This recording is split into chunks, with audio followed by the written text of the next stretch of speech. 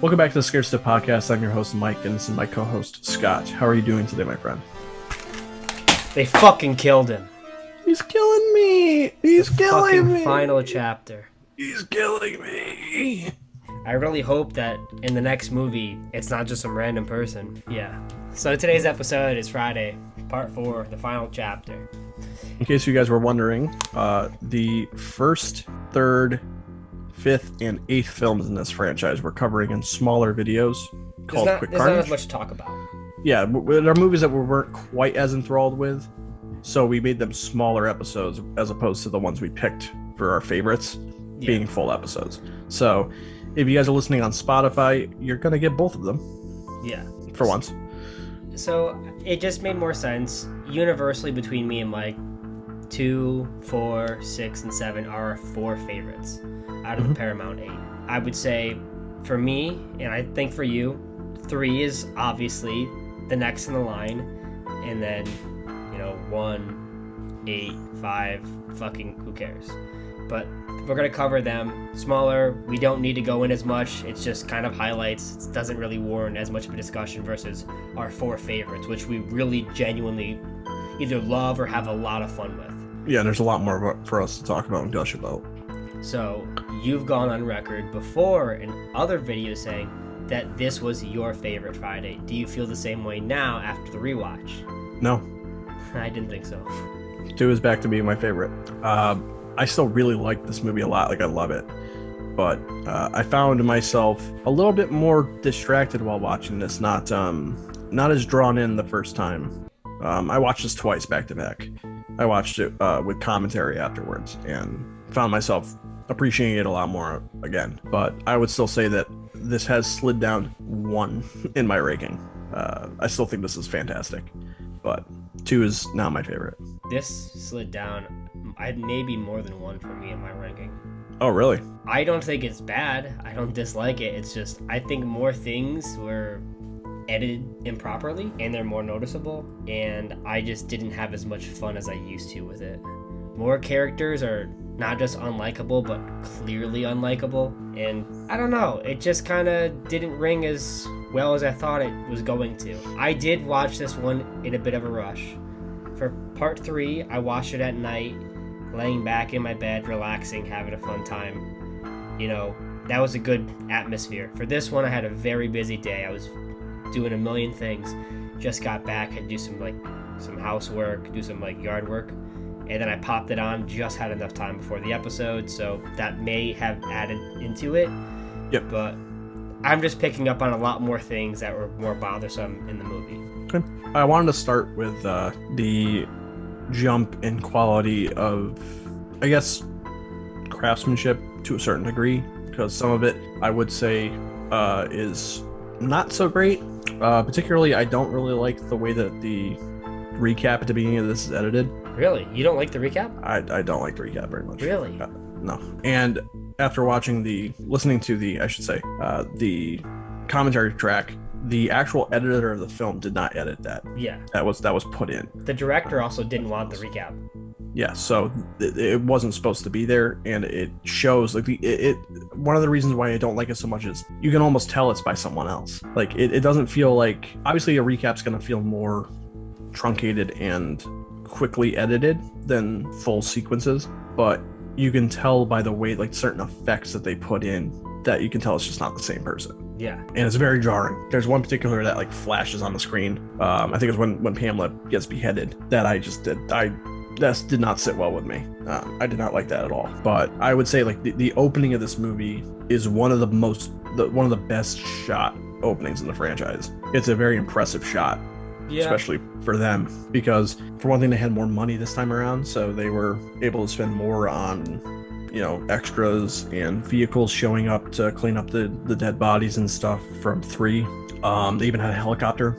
They actually went back to the place where they filmed it and had to restructure it to look like the end of 3, and watching it back to back, it's very obvious that they did a pretty good job. But the thing that really got me was the first shot of the movie is up at the helicopter, and the camera follows the beam of light down on a crane. The camera operator's on said crane holding the camera and steps off, and it's mostly one take.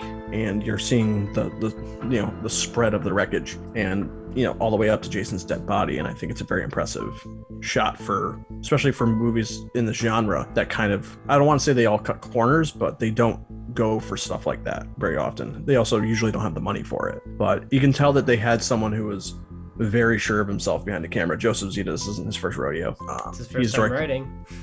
Yeah, but it's not his first time directing, especially not directing slasher movies. He directed The Prowler in '81. Came out in '81, and that's a lot of people like they call that like a black sheep slasher, where they're like it's underappreciated, and I agree, it's pretty good.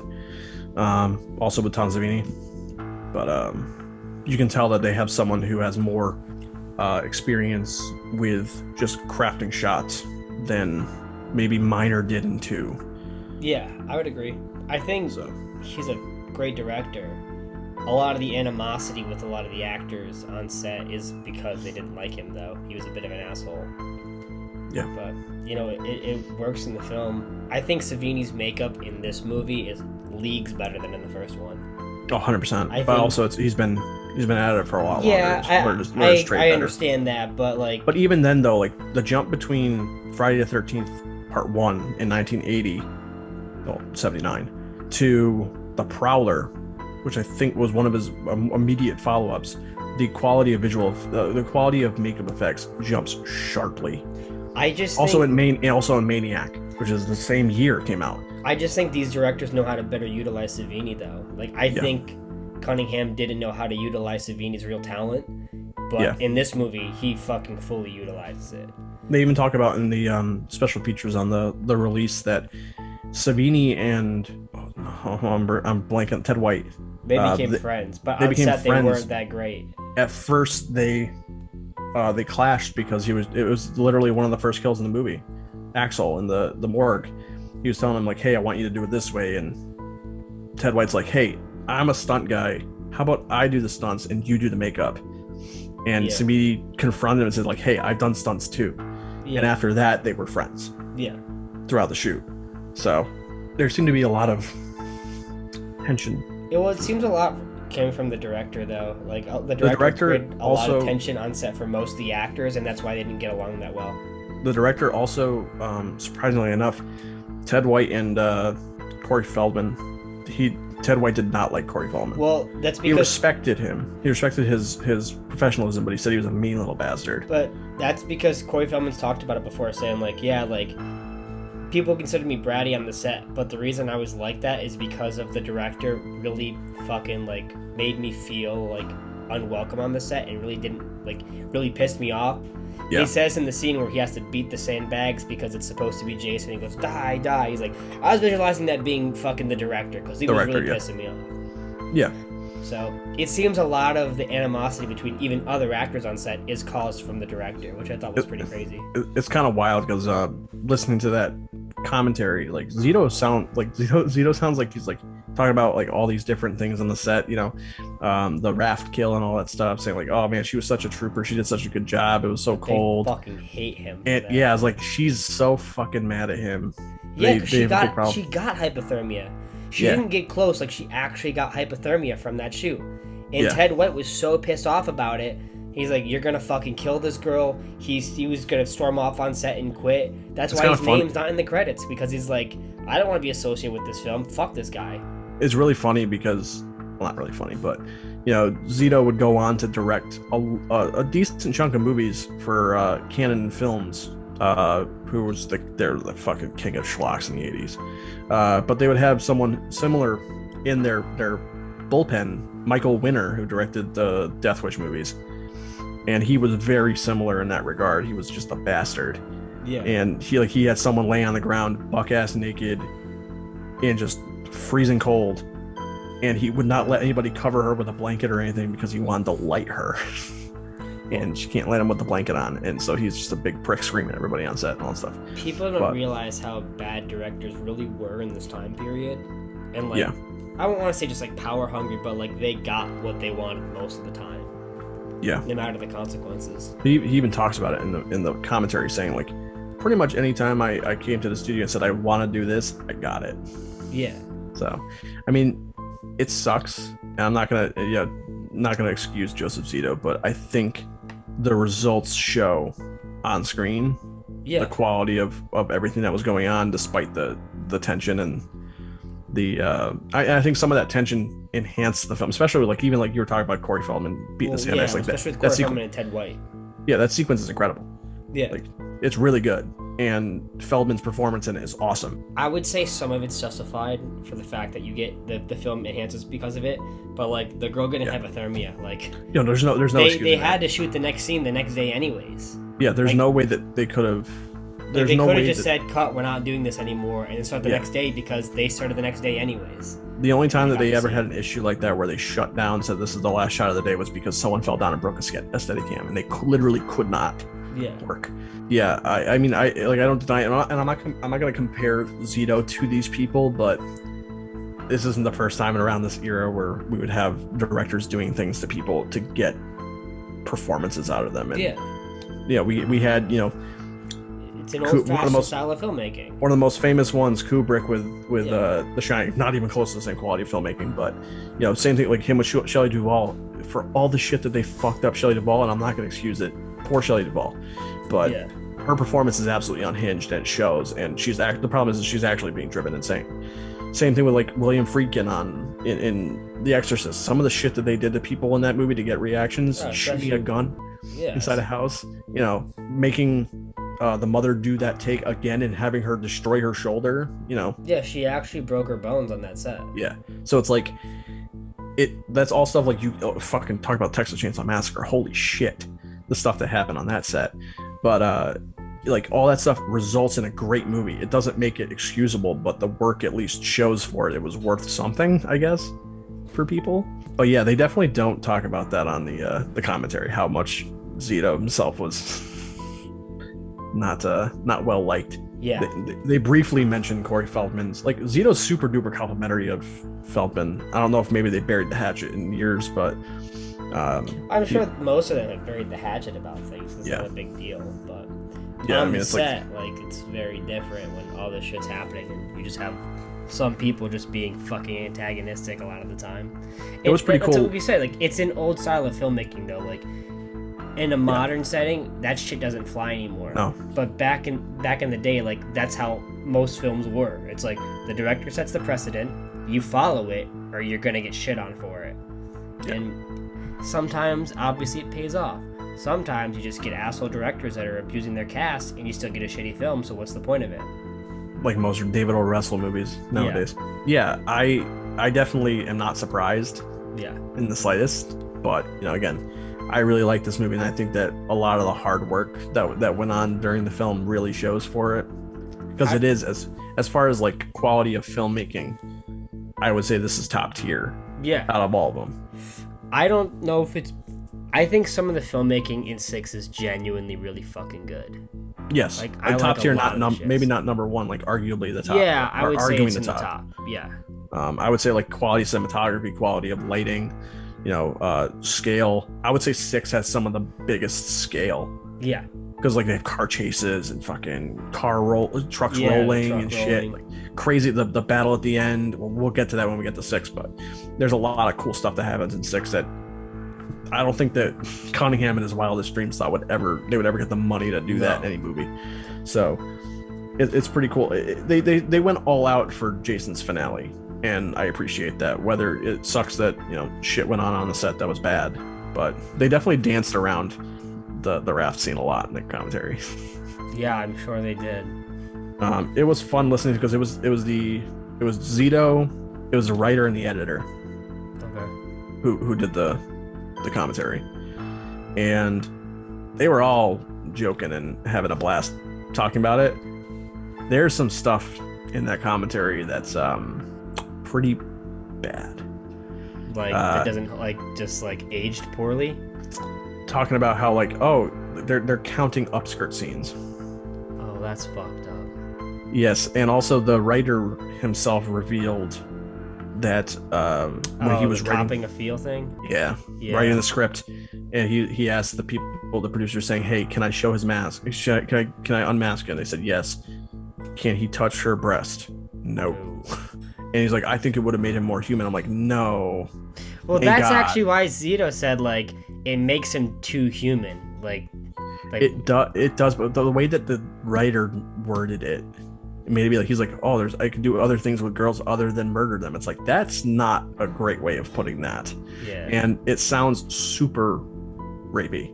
Yeah. And I don't like that. So I'm glad they didn't do that. I'm really glad they didn't do that because it would be impossible to enjoy that finale. We got to be honest with some things that don't age very well, and that's just the treating of women in these films as just sexual objects. Yes. Like other than the final girls. We discuss how we like the character work for a lot of these female characters because some of them end up being good characters. Yeah. But as the cinematographer shows them a lot of times, they're shot like just sex objects a lot of the time. Yeah, they're male gaze to hell. And like, I get it, it's a horror film and they do that a lot, but particularly it's a slasher film. I like pretty women, man.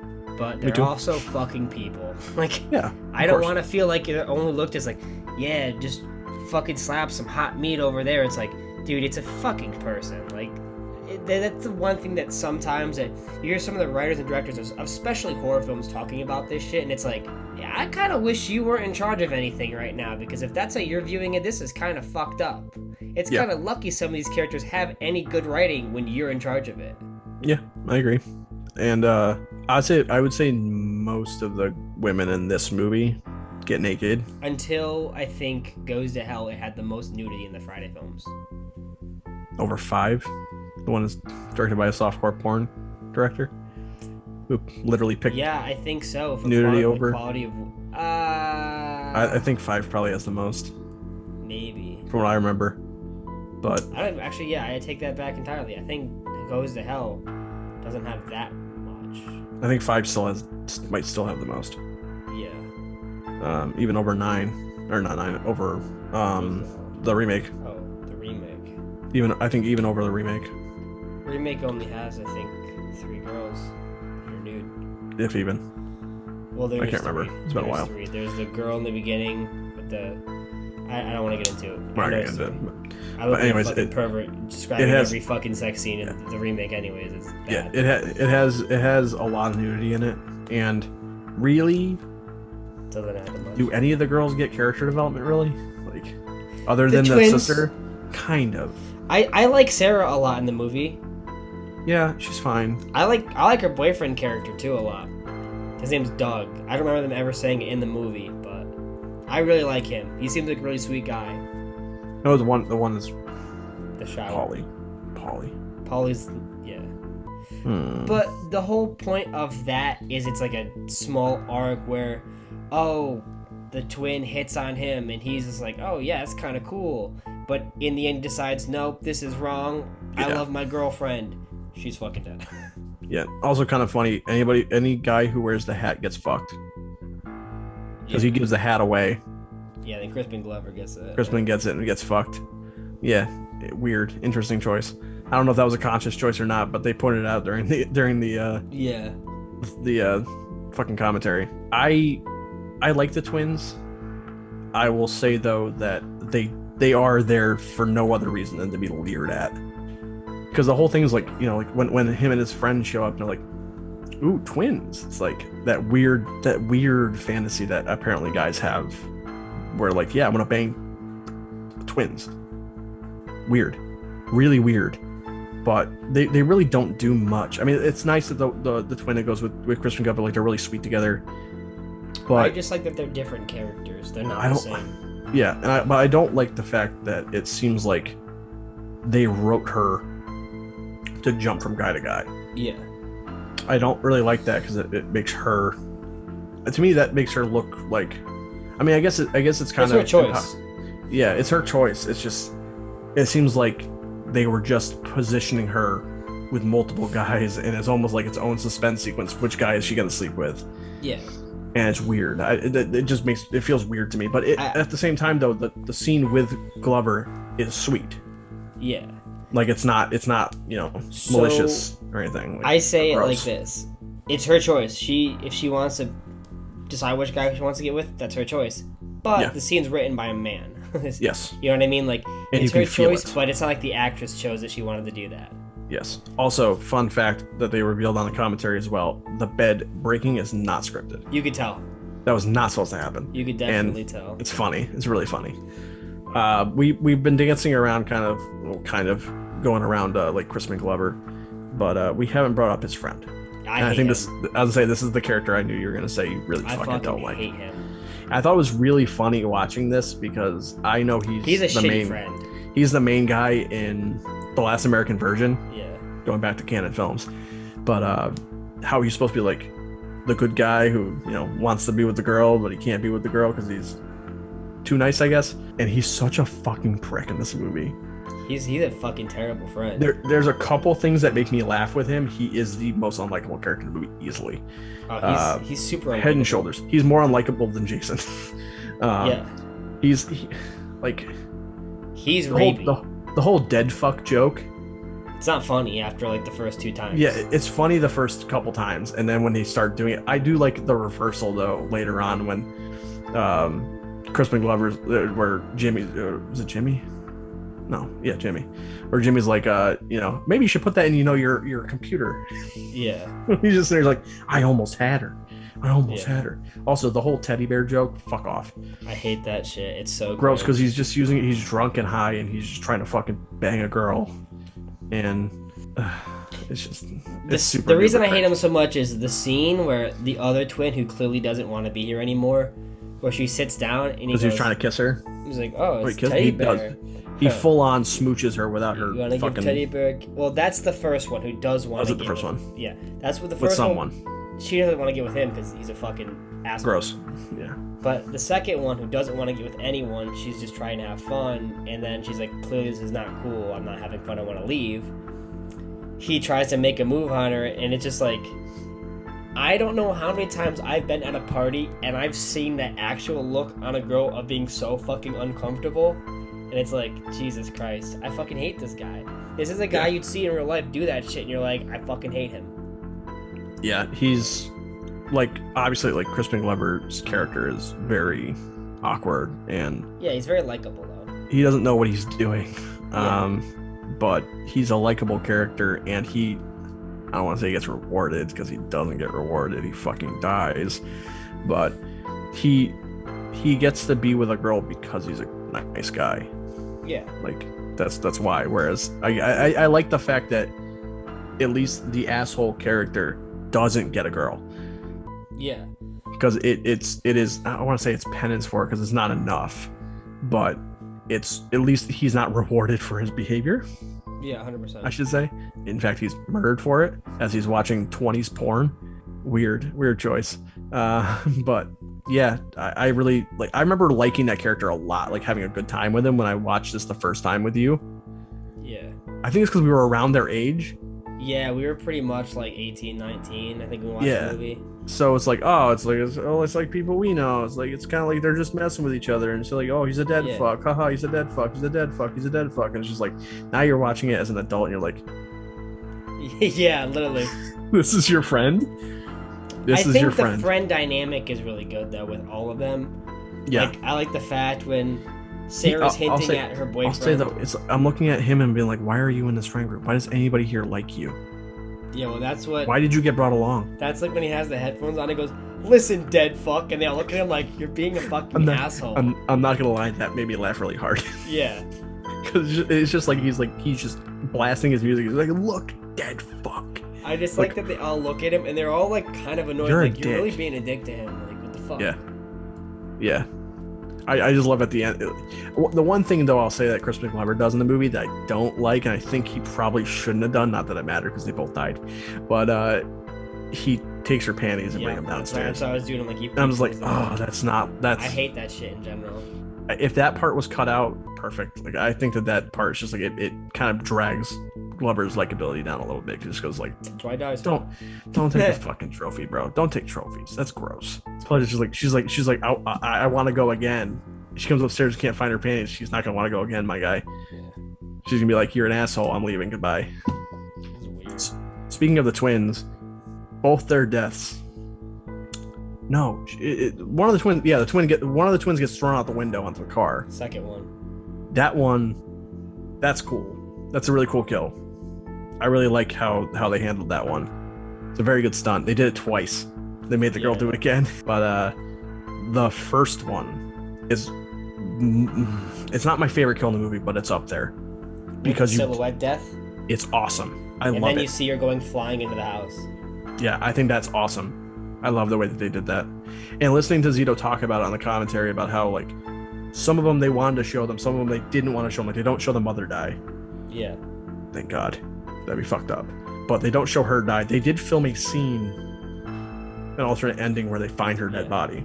I don't know if you watch it on the Blu-ray, but there's no sound for it. I don't know if they have the scene on there, but I know they filmed it. They do. It's and the special features is called the Lost Ending. There's no audio. They do a commentary over it.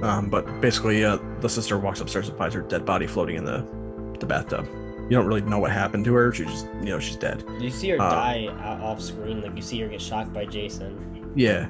But they don't show anything after that, thankfully. But they deliberately wanted to show some of them viciously, some of them they didn't want to show very much at all, so that they could shock you when they wanted to, which I thought was a good way of setting up the kills. I remember these kills being a lot more brutal than they were. They're heavily trimmed. It's not that you can't see anything, but they purposely trimmed down the kills so that they could maximize how much of Jason's death they could show, because the MPAA kept on fighting with them back and forth about how much they could show for each of these kills. Especially the raft kill was longer. Apparently, like it was super disturbing because I'm glad they cut a lot of the kills though, because when they linger on stuff like that, it looks worse. That was the biggest problem with 2, because a lot of the scenes that they cut, they're just longer, and I think it looks worse, except for Scott's death in 2, which does look way better. Yeah. But comparing it to 2, the back, like the stabbing through the back with the harpoon in 2, I think looks pretty bad. It looks really good in this movie. I think it looks genuinely pretty fucking real. They did a great job with that. Also, the guy he gets the harpoon gun shoved in his fucking dick. Yeah. And he shoots it. Yeah, that was blood pretty. Come down. That was pretty brutal. That was a brutal kill. I love the one from the beginning with the morgue where he cuts his face and twists his neck and twists it. Yeah. You see, they don't really linger on the kills so much, but I'm glad they don't. It makes it sharper. It has more of a. It's more impact. It's like it's just like people just die. They die quick. Also, the sound design is really good. The one where they're crushing Doug's face in the shower, it sounds so fucking good. You hear the fucking skulls cracking. Like it reminds me a lot of. I always come back to this franchise, but it reminds me of the death for Brady in Halloween 4. Mm-hmm. Although they actually show stuff in this one. Yeah. The sound design makes that kill in 4. Yeah. For Halloween, it makes that kill because they don't show anything because they can't. They couldn't afford to. But yeah, that one. I totally forgot what happened in that scene. So when I saw Jason approaching, I'm like, oh man, I can't remember what happened. Oh really? Yeah, that's one of the ones I do remember. This and Crispin Glover's death, I remember the best. I forget the harpoon dick a lot.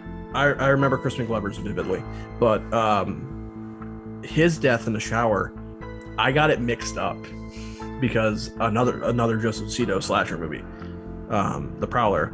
There's a shower kill on that. Mm-hmm. There's no reason for me to have expected this, but a girl gets stabbed with a pitchfork in the shower. And it's brutal. For some reason, I was like, "Oh, is that what's gonna happen? Is he gonna stab the person? Is he gonna bust through a glass and stab the person really brutally or something? Put like a knife through their neck or something?" I totally forgot what happened in that scene. So when it happened, I almost jumped out of my seat because it's just like it's so brutal. Like you said, it's the sound design. The sound design is like you don't see like his head crushing in. You do see a cave though. You do see it a bit. You do see it a bit. It's just like it's not like you see it very much. Like you see it quickly. Yeah. It's quickly cut, but like it doesn't matter because you hear the bones crushing. It's so good.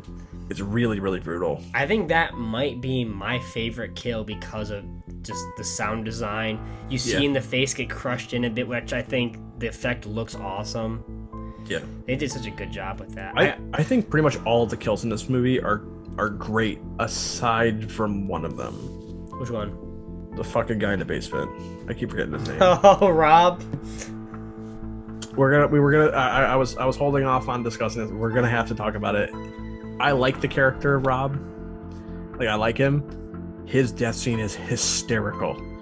And I was listening to the fucking commentary, and Zito's like, "Oh my god, it's so horrifying." I'm like, "No, it's not, dude. He just keeps on shouting, he's killing me, he's killing me." It's just like, who the fuck does that? No shit, he's killing you. He's hitting you with a fucking garden rake, dude. I think it's funny the first time he says it, but he says it like 7 times. Yeah, if he said it one time, I could probably get away with it. But fucking, like, he says it every single. I wish it was just second. Like. I wish it was kind of like the morgue scene when the guy, like, when his arm falls, the guy's like, "Holy fucking Christmas, holy Christmas shit," and he, like, every time he says something, it's just way dumber and dumber. I wish it was like that, like, when he goes, "He's killing me, oh fuck, this hurts," like, he just said shit like that. I wish that was how it was gonna go, because it's already comedic, because it's bad. Make it comedic and funny, like oh, really funny. Fuck, it hurts, and you're just watching it, like, like, just shit like that would be great. Yeah, no, I when I was watching that, because I remembered it, like, that's a very memorable moment, because it's so bad. Yeah, also it's like super popular in the Friday community about the whole joke where he's killing me. It's in the game. It's the opening cutscene. Yeah. He's also a fucking moron, because the reason why he dies is because he goes back downstairs to get the knife. Yeah. So that was fucking stupid to begin with. But he should have picked the one up from his fucking boot that he had for some reason. Or go upstairs and grab one from the butcher's block, because it's a house that's gonna have a fucking knife. If we're gonna talk about his character, we should talk about the supposed plot hole in the movies, though. Yeah, you had it all lined up, so I'll let you start that off. I listed out the days because everyone says how part 2, part 3, and part 5 are all within a day of each other. Oh, sorry, yeah, part 2, part 3, and part 4. My bad. It's sequential. Part 2 is the 13th, part 3 is the 14th, part 4 is the 15th. That's bullshit. You start part 2 on the 12th. Then Paul gives his speech about, 5 years ago, this is when this shit happens. They go to sleep. The next day is the 13th, and everything happens on that day. Then it ends, and then Ginny wakes up, or whatever. That would be the 14th. And then from the 14th, you starting part 3, which you are to assume after that, he gets up, it's nighttime again, he kills the people that own that shop that had the rabbits. Nighttime on the 14th. Yes, that's nighttime on the 14th. Their deaths happen, and then you go on to the 15th. For the beginning of the day, Chris drives by and sees the ambulance picking up their bodies. And then the entirety of the 15th is Jason coming, wreaking havoc, and then she kills him, supposedly, and then the next morning, his body's still there. It would be the 16th. So then you would start the 16th at night on part 4, which goes through the entire morgue, and then you'd go through all of the 17th, would be all the kids coming to Camp Crystal Lake, coming to that cabin area.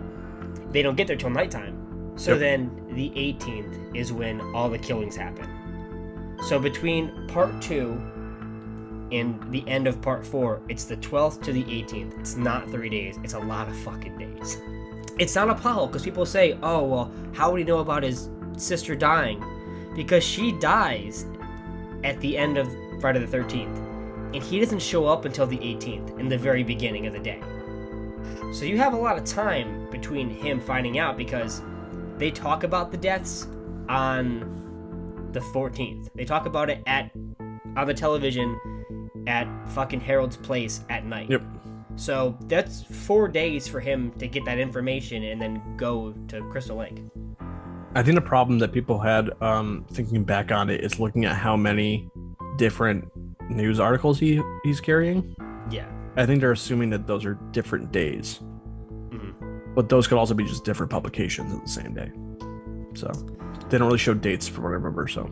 I don't look at the dates. I think the dates could cause some plot holes. If I looked at like the news articles, maybe that would be a problem, but I'm only listening to like what is vocally being told.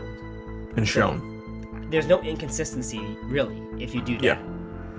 So there really shouldn't be a problem. Like, they even say that Pamela dies in 1979 on the gravestone. Yeah. In part 2, it's 5 years after, which means it should be 1984. It's supposed to be Friday the 13th, on July 13th of 1984, where these deaths happened. So that would line up pretty well that she dies on 79. So Yeah.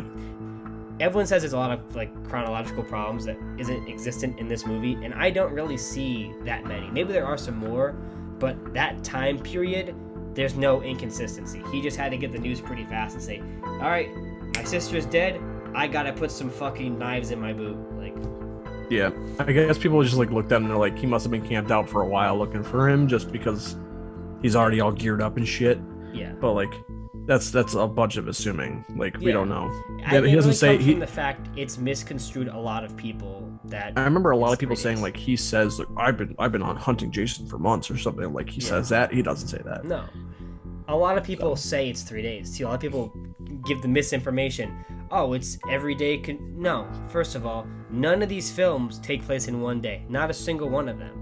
There's multiple days per film. So that's not true. Even part 3 is multiple days. I thought the first one takes place in one day. Well, I mean from 2 Other to than 4. the opening. From 2 to 4, it's not one day. Yeah, that's all. I mean, it's all the same span of time. Yeah. It's not 3 days. Like I said, like part 2 is 12 to the 14th. Part 3 is from the 14th to the 15th. Yes, thank you, Wiki fandom. I was listing this down as I was watching the films because I knew that shit was gonna piss me off. Yeah, I remember it's something super perpetuated in the community to the point that I was totally convinced that in 4 this that like again like perpetuate like people saying like, oh, he says like he's been hunting him for like weeks or something. Yeah. It's like he does not say that at once, not even close, nothing to be even misconstrued that way. Yeah, and He says he's been looking for him. I'm just like the uber fucking information asshole when it comes to these films where I was like, hey, technically you're full of shit. Yeah. This totally is fine. Yeah, it sounds like people who probably haven't seen the movie in a while, Yeah. who've, you know, I want to say Mandela effect because that's not the right term for it, but like they It think is something happened that did technically not the happen. term. It's just Mandela Yeah. effect to me always is like, Not like that. yeah, it's like, oh, Yeah. isn't it crazy we thought Mandela died in prison? Well, that's because they publicated that he did die in prison because they wanted to lie to you. You shouldn't trust your government. But I mean, I guess technically, like talking about like play it against Sam and stuff like that. I guess people thinking that Rob says I've been hunting him for weeks would technically be the Mandela effect because like Yeah, you think that he is the said Mandela something he effect. does not say. yeah, So technically, so I've talked to a lot of people who have been like, yeah, dude. He's like, I've been hunting for weeks. It's like it's the same Doesn't shit make where sense. people always assume that Darth Vader says, Luke, I am your father. He doesn't even say that in the movie. Like that direct line. he says, no, I am your father. Exactly. So, yeah, no, I remember going into this being like, I'm gonna look for this fucking this plot hole and I'm gonna find it and I'm gonna exploit it. And even the director and writer doesn't fucking know. Yeah, because they're like, yeah, it's a bit of a plot hole, and it's like, no, it's not. You fucking Yeah, idiots. It's like he's like we've got a lot of flack over the years from the community about how fucked up the time framing is, and you know what? Yeah, they deserve it though. It's the movies, you know. It's the movies. They you know? deserve flack because they clearly don't even fucking know. They're just Yeah, they're not paying lucky attention. that there's multiple days between films. Yeah, they're lucky that the way that their films are structured that they happen to be accidentally right. Like everything you say accidentally maybe in fits their together. drafts, they say Rob has been hunting him for weeks. Like maybe they thought that they shot that. but they didn't say that with dialogue, so it doesn't matter. Yeah, maybe they thought that they shot that, but they Yeah. didn't, or something. But they think that they fucked up, but they didn't clearly. Yeah, they didn't. As we brain blasted before we started recording this. Yeah. So, yeah, Yeah. that was. I'm sitting out there. I'm just like, my mind is growing. It's I the fucking. figured out the formula. Like It's the Charlie Day scene it from is fucking. on the 18th. Pepe Sylvia. It's the Charlie Day scene from fucking. It's Always Sunny in Philadelphia with all Yeah. the fucking yarn flying across the room. Yeah, Pepe Sylvia. Who's Pepe yeah. Sylvia? Funny enough, it's saying that it's really simple to figure out if you spend 2 minutes. I think the only thing that's tough is in part 3, they never say that it's the nighttime of picking up Chris. Of Jenny's. Jenny starts in the morning of the 14th, and we're to assume that Harold and his wife's death ends on the 14th. They don't say that, but you can assume that. You know what? I wonder. I'd want to go back and look at 3 at the news program the Herald's wife is watching if they say, tonight we found these bodies. It's possible. That I might have just blanked on it. See, because that was my thing, is I thought in part 2 when he gave the speech to everybody about They Jason, said to this day. that he says it was Friday the 13th on that day. He doesn't say that. So technically that day is still the 12th, and the killings happened on the 13th. Yeah, so it's possible that they said that on the news thing. But which, by the way, Steve Miner is the guy who's the news anchor in part 3, but that separate movie doesn't matter. Yeah. But yeah, so moral of the story: Zito and the writer and editor don't fucking know. So it's kind of funny that we ended up putting that together. It's a bit of a tangent to go on, but like it is. It's a hugely important to this debated film. thing. It's a hugely talked about thing. Yeah. Because if anything, the timeline after this gets more complicated. Yeah. Because we jump 5 years between this and 5, and then there's another jump. There's like 2 years between 5 and 6, I think, and then there's another year between 6 and 7, and then 8 is 2002. So 1998. I thought that I read that it was 2002. It was something wild like that. No, Jesus Goes to Hell is 2002 or 2003. 2003. Same year as Freddy vs. Jason, which is weird. Anyways, huge tangent. We touched on Savini's effects. We did not touch on the death of Jason. I love which the is hand effect so much. Yeah, that whole sequence. I mean, that whole finale is lit. Like it's so well directed and staged. And also, funnily enough, again, I come back to the commentary stuff I learned that was really funny.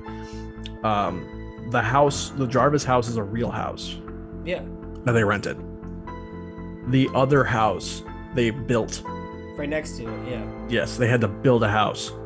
And the entire movie, they had no shot connecting the Jarvis house directly to that house. Because there's a shot like through Tommy's window. But like that doesn't really connect, because even the room that they shot is not the room that faces Tommy's window. So they had to create a sequence to showcase that they're across the street from each other. So that's why they do the big tracking shot of them chasing across the street. Or not chasing, Robin. Why am I blanking on Tommy's sister's name? Trish going across the street to investigate the house. They had that giant, like that tracking shot. That is why that exists. That's the only reason that exists. I don't blame him. If I was gonna go through that effort, I'd be like, you guys gotta fucking know what I went through. The producers were sitting there like, there's no proof. You spent all this money to build this fucking house. We could have just done this in a back lot. So you better make sure that people know that this is actually across the street from them, because otherwise we spent all this money for fucking nothing. Yeah. And the editor of the movie was like, oh, we don't need that shot. So they were going to cut it out. And they were watching it together. He's like, yeah, I bet you still want to cut that out, right? He's like, no, I'm glad it's in there. He's like, no, you still want to fucking cut it out. Shut up. Yeah, it's really funny that they built that whole house from scratch just so that they had them both together, which means for both buildings, they had to have rain sprinklers for the finale on every window. And the Jarvis house in particular has a lot of windows. A lot of fucking rain, a lot of money on rain, and they had to make sure that like the reflections or the shadows of the windows, you can see that it's raining. So they had continuity. Apparently that was a big deal for the producers. Like, no, you got to make sure that everyone knows it's raining. There is continuity errors in this movie, though. 100%. There's continuity errors in a lot of movies, but yeah, definitely, but this one definitely they bugged me a lot because. So the twin deaths are supposed to be happening simultaneously. Like, it's supposed to be back to back, but it's not. They can't be. No, it can't be. But like, when it's supposed to be happening very close in time. Yeah. But the second twin happens right after Crispin Glover, and then Ted happens after that. Because he goes from the kitchen all the way. It's back. It's Jason teleporting. Yes, but the problem is not only that. He doesn't just teleport and kill Crispin Glover. You have to be like, all right, he's fucking dead. I gotta run outside and get that bitch upstairs. Which is like, fine, all right, he's super fast, kind of funny. But the problem is, when it comes to Ted's kill, the shot before it goes to Ted, it is him right after killing Jimmy. He's still in the kitchen. So that's an actual problem. Like, that's an actual fuck up. A real fuck up. That's honestly something that they could just... They could have just cut it right off. They didn't have to show him in the kitchen again, but they did, so they fucked up. Yeah. I never noticed that until this watching. I'm like, wow, that's like pretty bad fuck up. Nah, bro, he teleported outside and teleported back in. He came back to the kitchen and said, yeah, I fucking killed him good. Now for the dumbass in the goddamn living room. I killed him good. I killed her good. Now it's your turn, bitch. Yeah. You're right. Yeah, that... I don't know why you don't just kill her. It's a three back-to-back good kills, too. Really good kills. They did a good job of pacing the deaths in this movie until the end where it's just like fucking chase. Dead. Okay, cool. You gotcha. Okay, get running, bitch. Like that's how the end just goes. Yeah, and we eventually come to the finale with Jason, the real finale, and discussing like we talked about how Rob dies in the basement. Wow, bad. But after that, the actual like the choice to have Tommy shave his head to look more like Jason, it echoed a lot to me, them using their brain to try to like trick Jason. I totally agree. It's the last time that Jason had a brain. I think that's kind of funny though, and it fits because he does actually die in this movie. Yes. So I think that kind of works to its benefit, but yeah, it's funny to me because as time's gone on, Cunningham, all the original actors, and Savini have shit on the franchise except for the first one. Like, Jason's supposed to be dead. They shouldn't have made him a fucking big larbering brute. And it's like, hey, dude, the way Savini kills him takes a lot of inspiration from 2. Yeah. Like, I don't care how much you loved making the first one or how you viewed things. 2's a better movie. 2 utilizes the lore way better. And you've clearly taken more from 2 than you'd like to admit. So I don't get how time has gone. They're like, yeah, dude, it's all shit after the first one. It's like, dude, stop it. First one's not that fucking good. It's kind of funny too because it's like when Cunningham's dogging on it, he's dogging on his friend Steve Miner too. Yeah, like his protege. Miner is a better director. 100%. 100%. He's a way better director. He got way more out of his cast. These characters are way more likable. The script is way better. That's another thing. Like, we know that this franchise is fucked right now because Cunningham and Victor Miller are fighting over the rights. Yeah. Those fucking idiots didn't really make these movies. Like, they made that first one, and that first one is so inconsequential, really, to the rest of the franchise. The reason the franchise exists has nothing to do with the first one, other than the fact that the first one exists to jump off of. The reason why there's a franchise is because of 2 and Steve Miner. Those guys fucking destroy the credibility for the sequels. But, like, this, I've said it a million times. The sequels are better than the original. You can't say that for Halloween. You can't say it for Hellraiser. You can't say it for Nightmare on Elm Street. You can't say it for 90% of slasher films. But Friday, the films got better as they went along. Maybe not every film jumped in quality, but 2, 4, 6, at the very least, way fucking better than the first movie. Way better. As far as just standalone films, as far as creativity, as far as just like actual writing put into the films. Yeah. It's just so astounding that like they're so adamant on like this first one, this is what it's supposed to be. Dude, you guys, your shit's not that hot. I'm sorry. Like, you guys think you're throwing out fucking fire is kind of weak. I don't have to tell you, that mixtape kind of falling flat, dude. Gotta go back to school. Yeah, I agree. Savini, I don't care. Like, he's a makeup artist. And his makeup, he's just trying to do a good job and say, like, that's how I picture Jason. That's fine. But, like, the director and the writer, like, I don't know where the fuck they're coming from with this. At least on this, listening to him talk about it on the special features, he seemed proud. He should be. To be the one that killed Jason the way that he did. He always talks about, he's like, I brought him into the world, I'm going to take him out. And he's like, yeah, all that shit where he comes back, that's not Jason. And, like, if you want to be honest, you could be right about that. He's a zombie. He's not the same Jason. Jason doesn't show any of the same characteristics about who he was before. He's just a fucking monster after this. Yeah, and I found it interesting because oftentimes, at least a lot of the stuff I've read and listened to, they make it sound like Savini didn't want to do 2 and 3.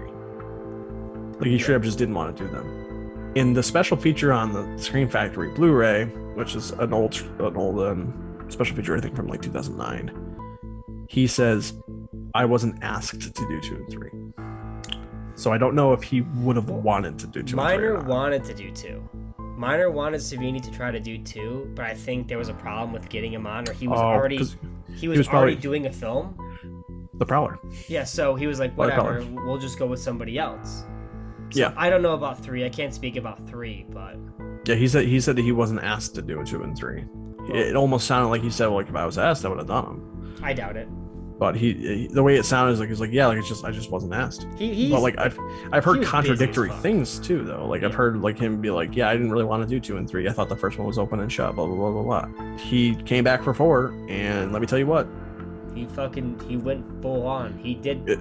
It's some of his best makeup work. If you really ask me, I think he did a great job. I would say that to this day, still his best makeup might either be Maniac. To me, it's Day of the Dead. That I've seen at least, Maniac or Day of the Dead. Yeah. I haven't seen Maniac yet, which I plan on. But the death of Jason in this is fantastic. Yeah. It is so good. I love the shot where he's falling on the blade. Yes. And originally what they wanted to do with that sequence was they wanted to swing down and cut his head in half. Yeah. So his head would go out. I'm glad they didn't do that. Well, the whole thing was so similar to the hand. The whole thing is that they didn't want to do that because, you know, Mancuso and everybody wanted to leave it open for a possible return eventually. And it's a little bit more believable that he get chopped in the side of the head and come back than have his head split in half. Yeah. So they wouldn't let him do that. The hand cut that made me cringe really hard still. It looks too real. It looks a little too real. Yeah, and even like Trish hitting him in the chest with the machete. I love what she's smacking him with the fucking hammer. Yeah, hitting him. You hear the fucking hammer smacking the mask repeatedly, and the sound for it, like, it sounds like she's really wailing on him.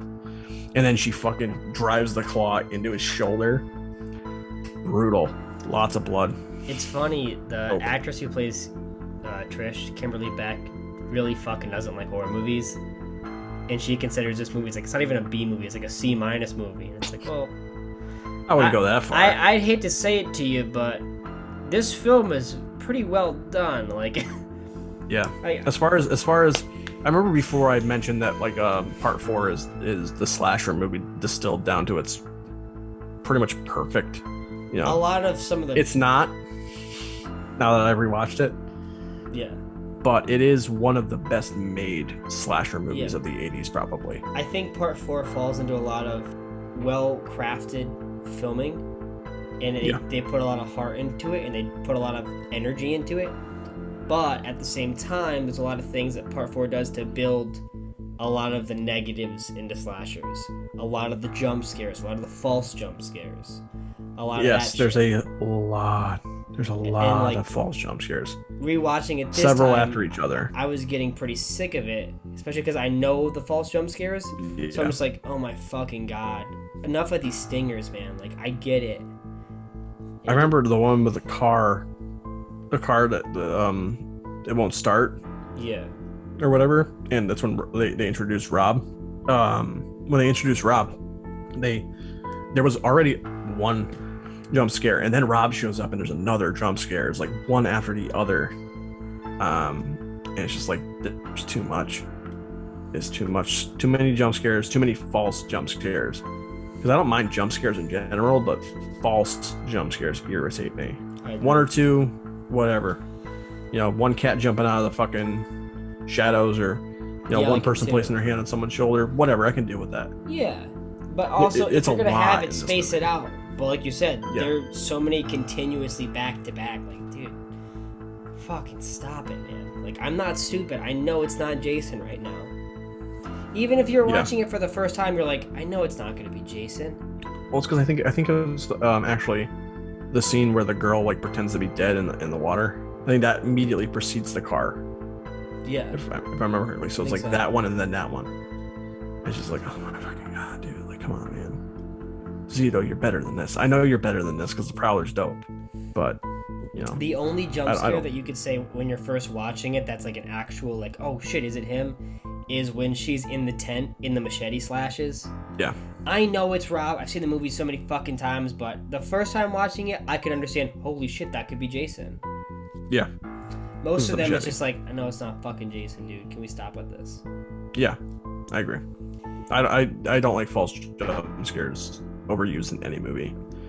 But Just- this one definitely uses a lot Just of to them. ask a personal question, do you think this is going to stay at number 2 for you as we continue on finishing more of these films? I wouldn't be surprised if 6 overtakes it. I think 6 will overtake it. I won't be surprised.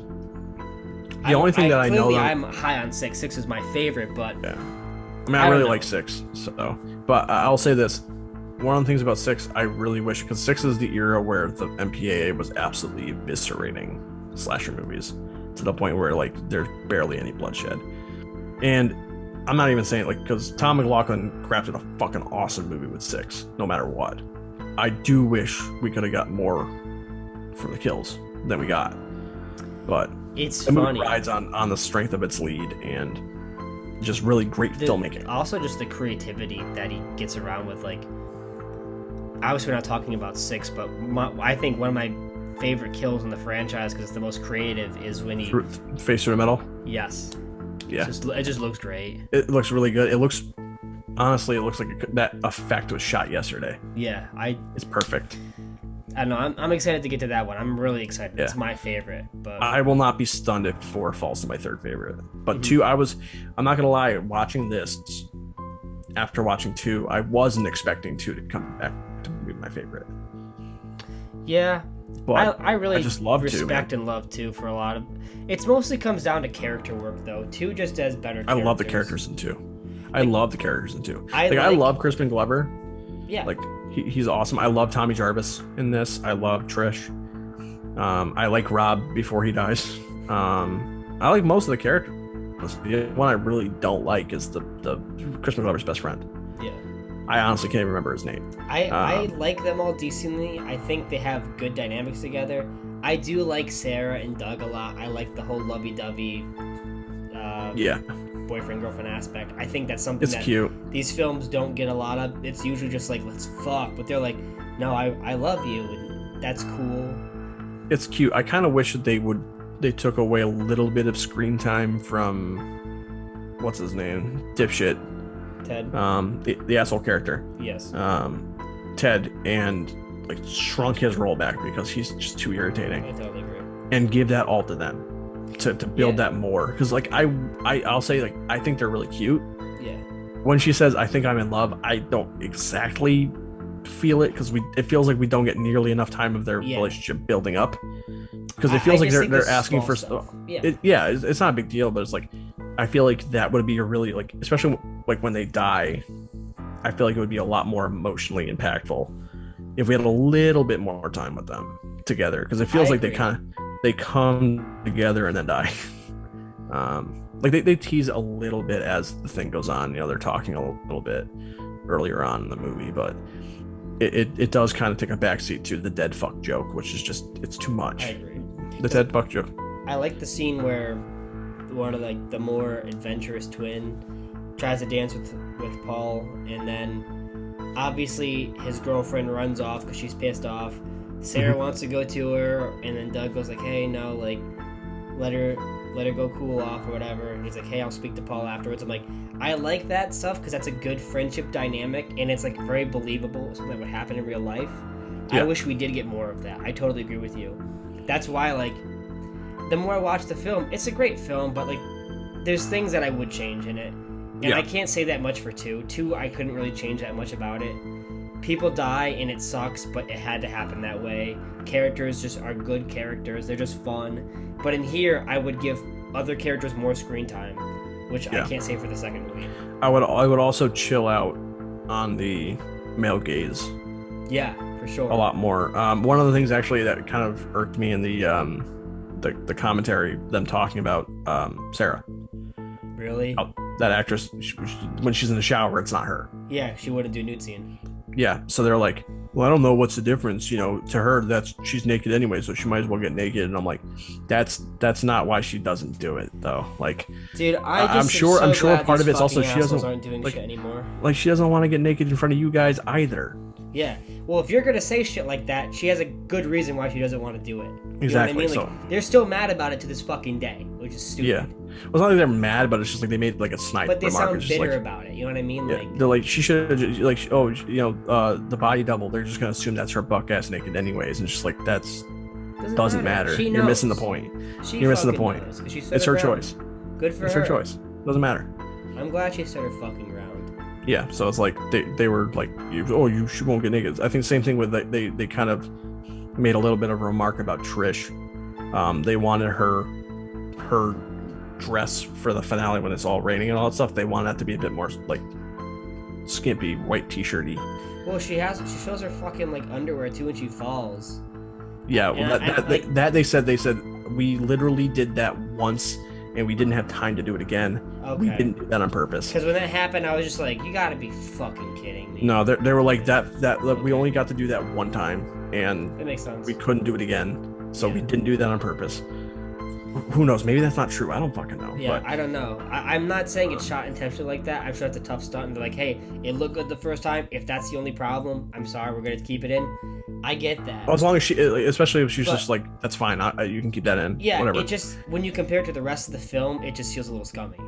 Yeah, you know what I mean? To me, it feels worse after listening to them talk about, say, like, they wanted her outfit to be more see-through.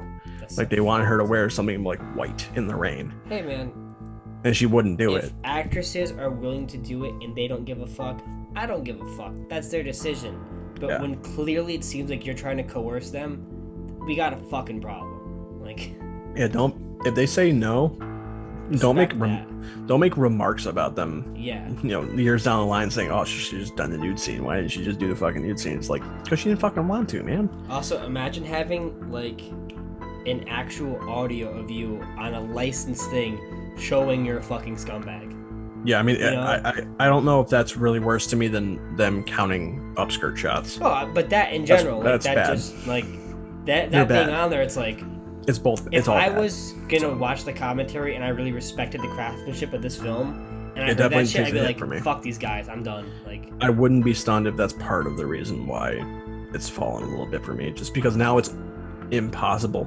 Like the first time I watched, like when I watched it the first time before watching it with the commentary, I didn't pick up. Obviously, I picked up on the male gaze because it's obvious. Most slasher movies have male gaze.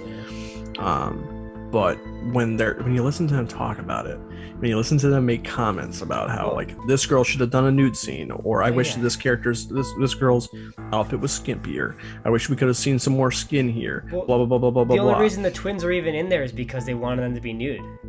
Like, one of the twins went for the part of Sarah, and they're like, oh, I have a twin. They're like, oh, if you have a twin, if you'll both be on film and be nude, you could be in the movie. And it's like, it's kind of fucked up. You're just gonna make a role for these twins just to fucking be naked together, expose themselves. Like, yeah, it just the way it's described, it's like, it's kind of nasty, man. I don't like that.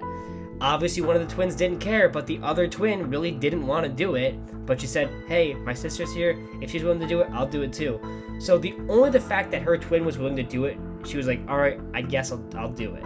But clearly, it doesn't feel right.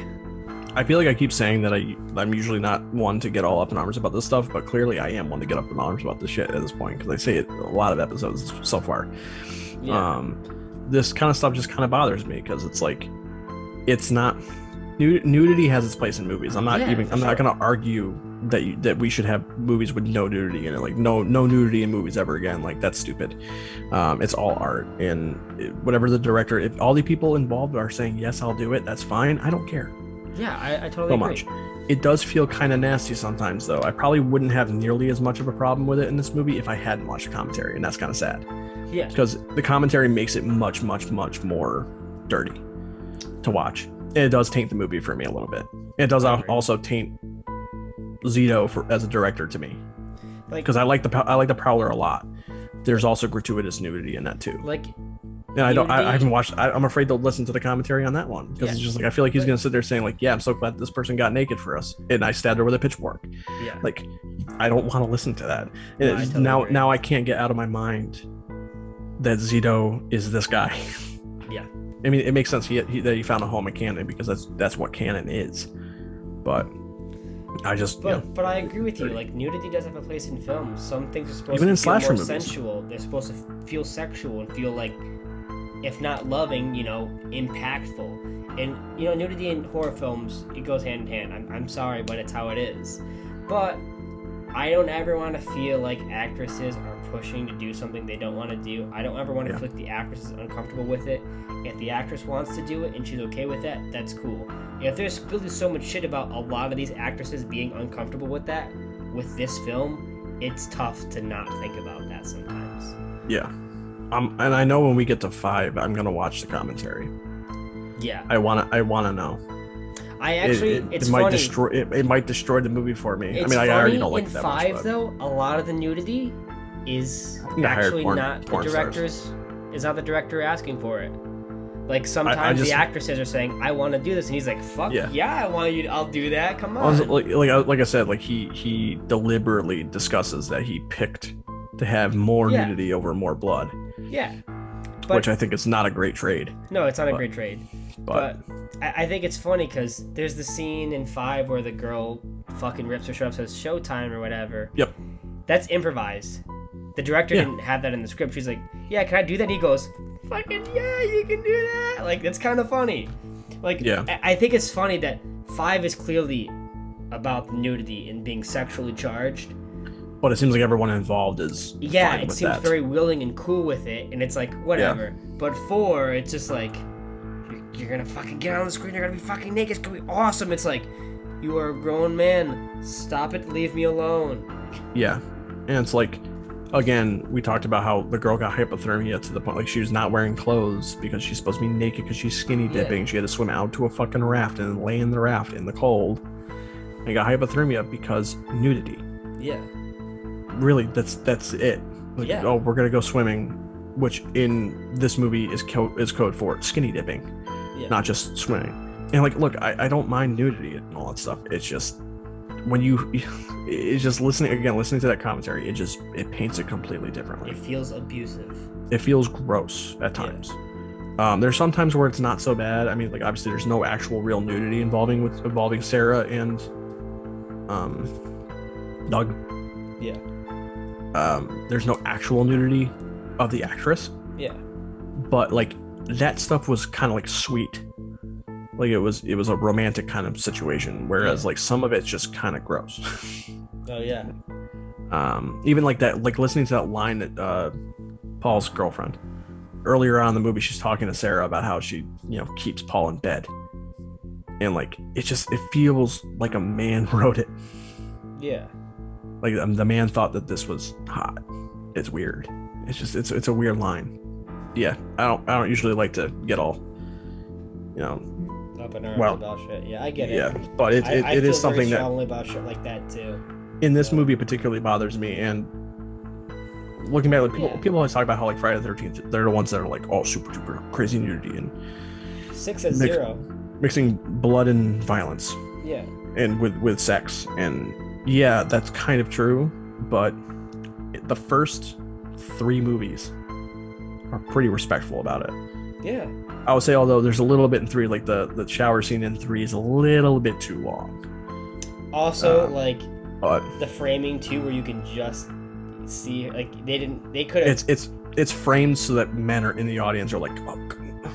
Yeah, literally, honestly. As I'm watching, I'm like, you could have just brought it up a little bit, like.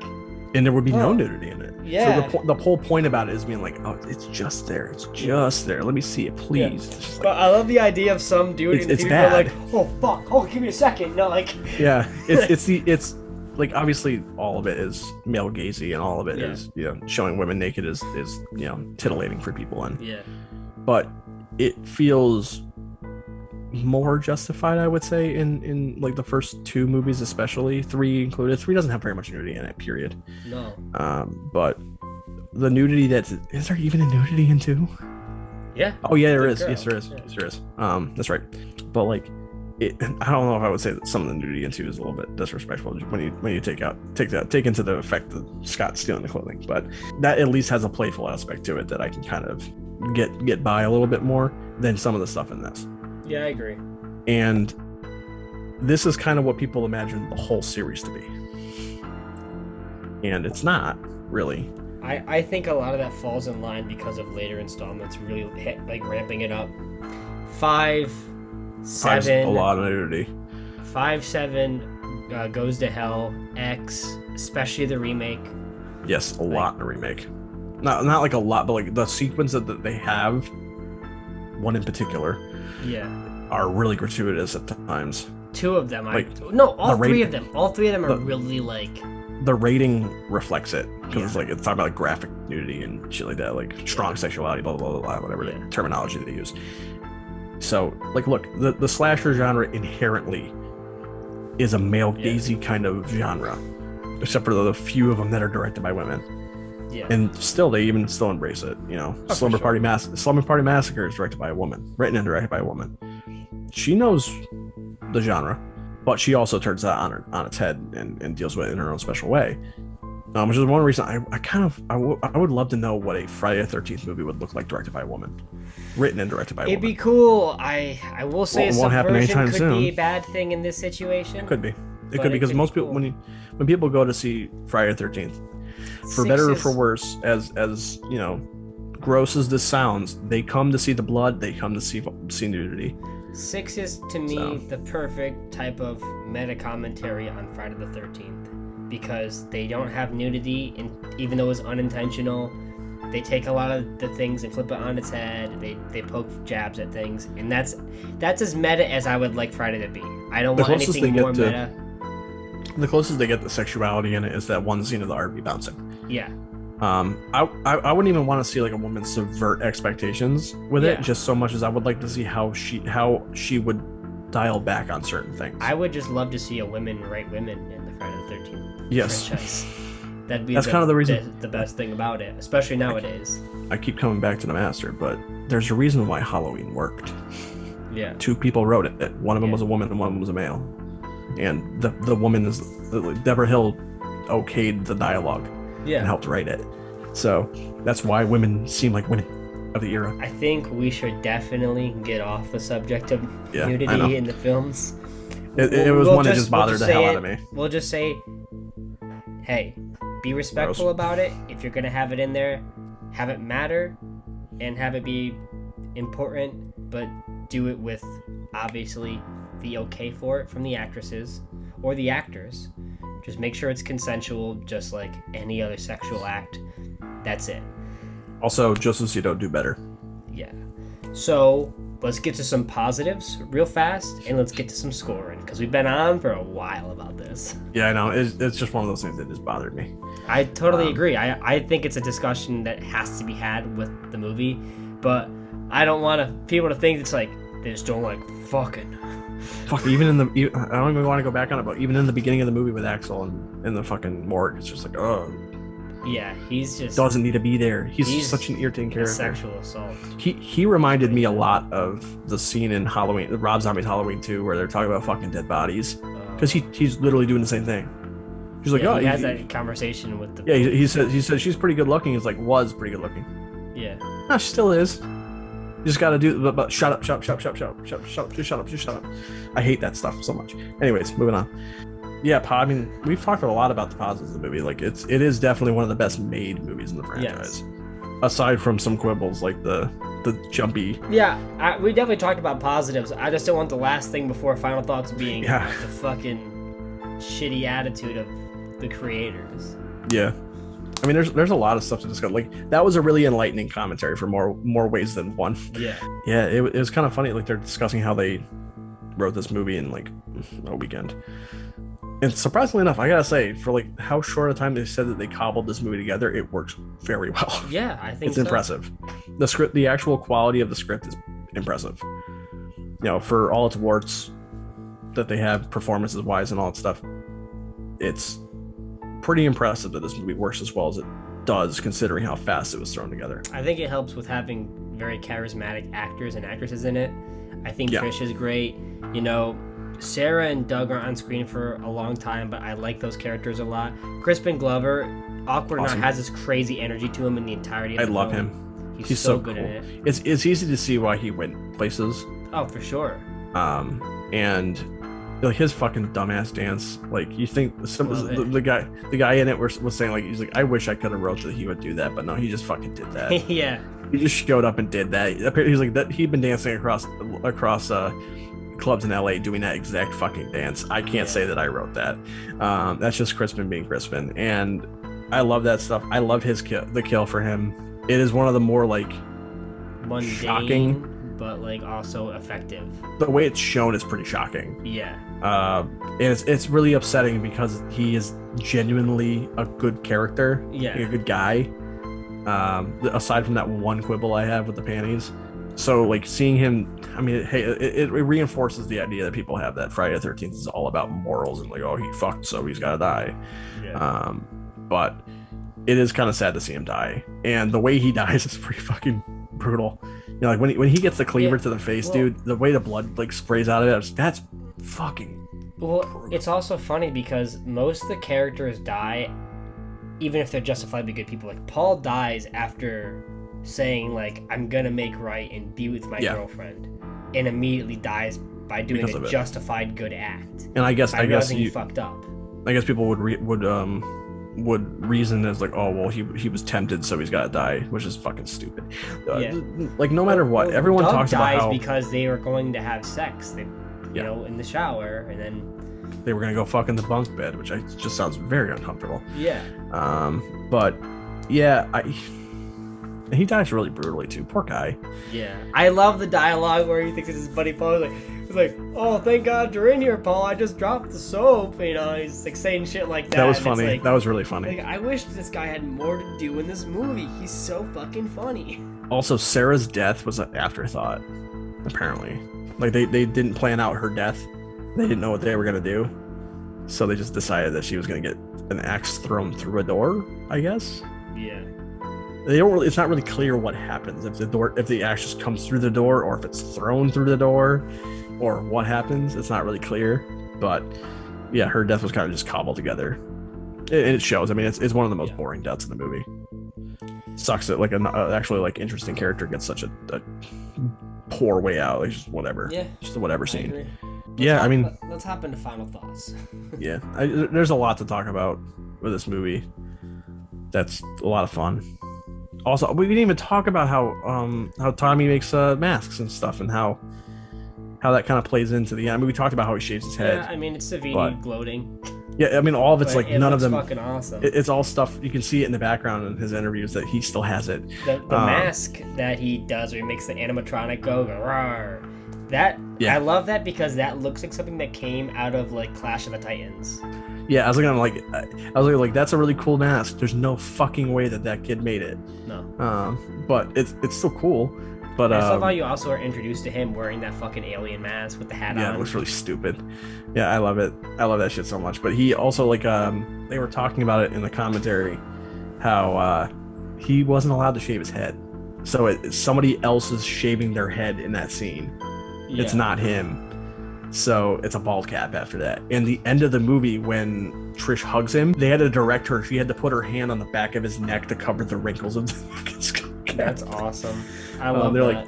They're like, yeah, you have to cover that because we can't do anything about that because it's a fake head. A fake head. Also, I love how he shaves his head and it's just like teeny little fucking little bits of hair left because he just does it crudely really fast. It's a nice touch though because it's like realistically he's not gonna fucking shave his head like Vin Diesel. Yeah, it also looks better. If he just had a bald head, it'd look weird, I think. Yeah, and he does his eye makeup so he looks like gaunt. Yeah. And stuff, so he looks more like what you'd picture Jason, I guess, to be, like waterlogged. Yeah. So I really liked that little dimension to Tommy because it really does add to that finale because it makes more sense because he's a very theatrical kid. I think they should have given more time to Tommy in the film too, though.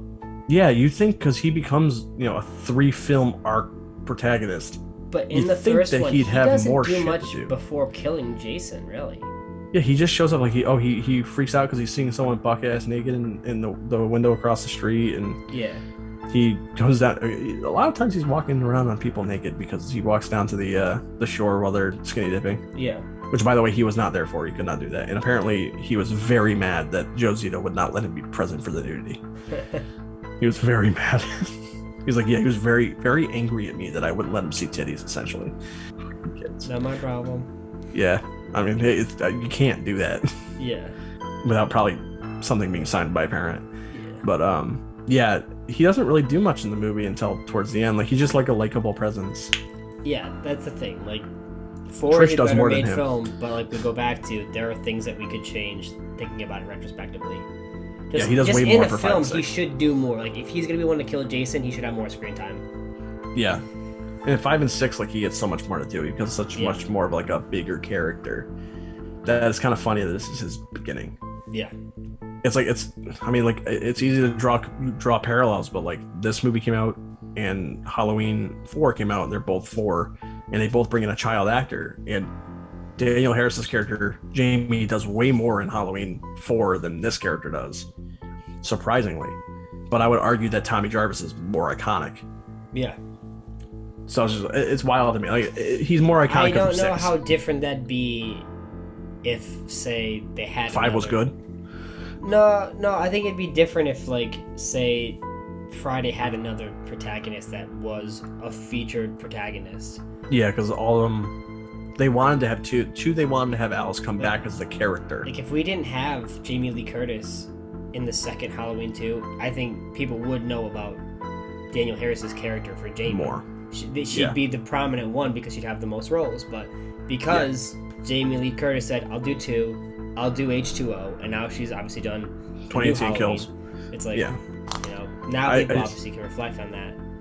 Yeah, I just think it's funny because it's like he does not a lot in this movie, and he's more iconic than that. And Yes.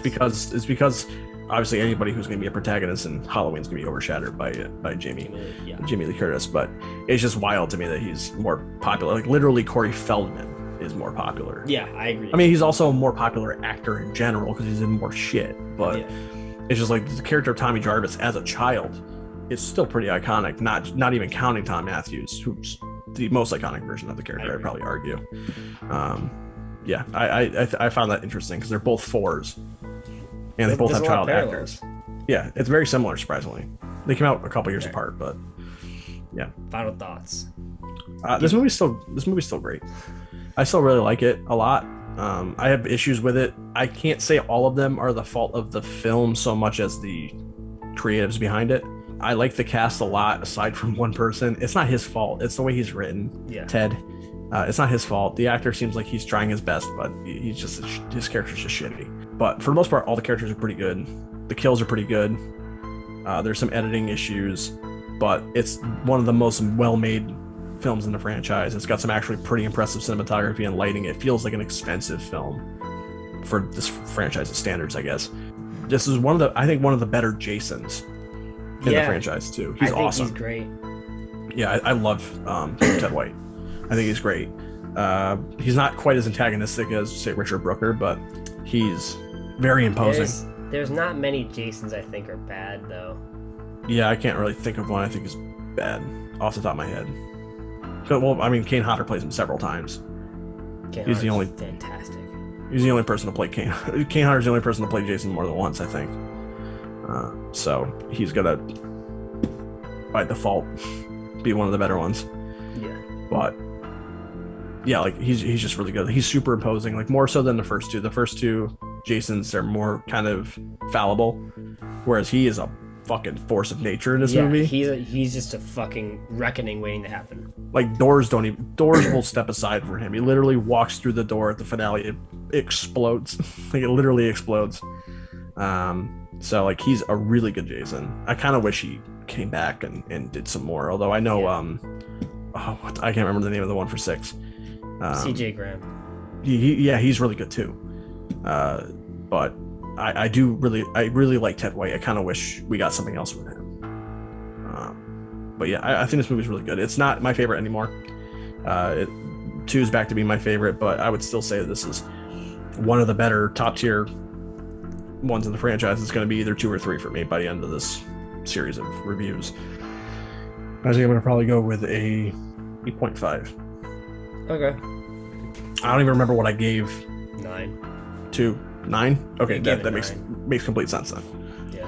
I think, ironically, with it being called Friday, the Final Chapter, this movie is a perfect gateway into bridging the first 3 films into the next, like, 3 or 4. Because Jason becomes more of a force of nature in this film and does a lot more of the teleporting bullshit, becomes less human, and it's kind of the perfect film to bridge it together, even though it's supposed to be the ending. Obviously, it wasn't the ending.